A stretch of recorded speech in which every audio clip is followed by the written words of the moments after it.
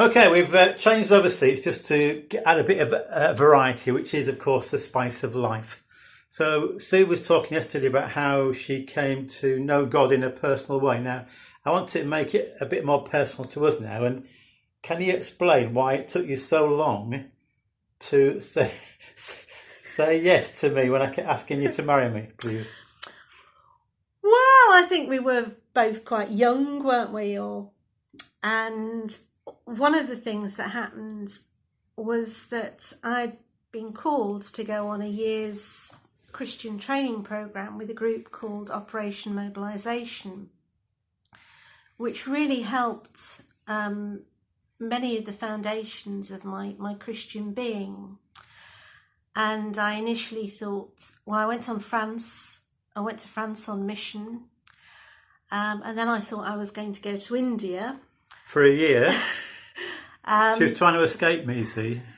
But ended up going to the team in Manchester. Which wasn't so far away. And we were able to continue. I could go and visit, but we had to have a chaperone. So if we're in a room together, there had to be somebody else to chaperone us, make sure we didn't get up to any funny business. Yeah.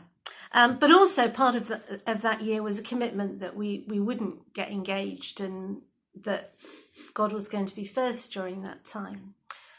So having made that commitment, I felt that I should stick to it.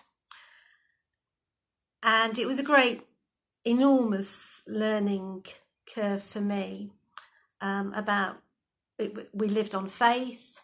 I learned to see God's provision for us day in and day out in very real, tangible ways, that we always saw our food and provisions come in.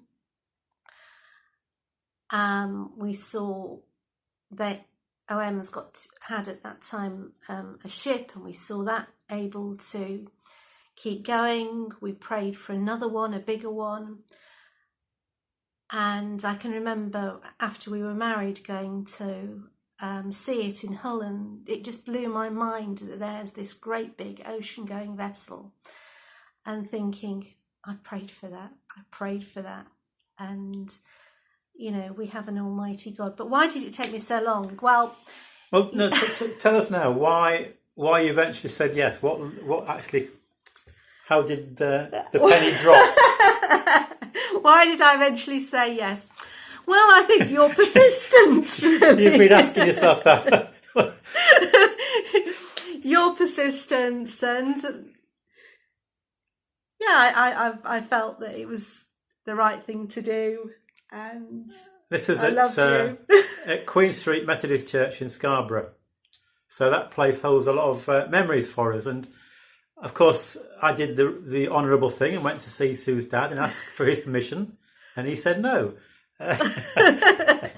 But we went ahead anyway, and it all worked out in the end. In fact, one interesting thing is we got married in the little village where Sue lived in Otteringham in the local Anglican church. Because although Sue's parents weren't regular churchgoers, they saw themselves as Anglican. But our friend, the Methodist minister, came and did the address. But so Sue's house was about 100 yards from the church, but she was very late. So I think the proportion of the distance from the bride's house to the church multiplied by the time of lateness, she's in the Guinness Book of Records. But never mind. We got there in the end, and eventually she said yes.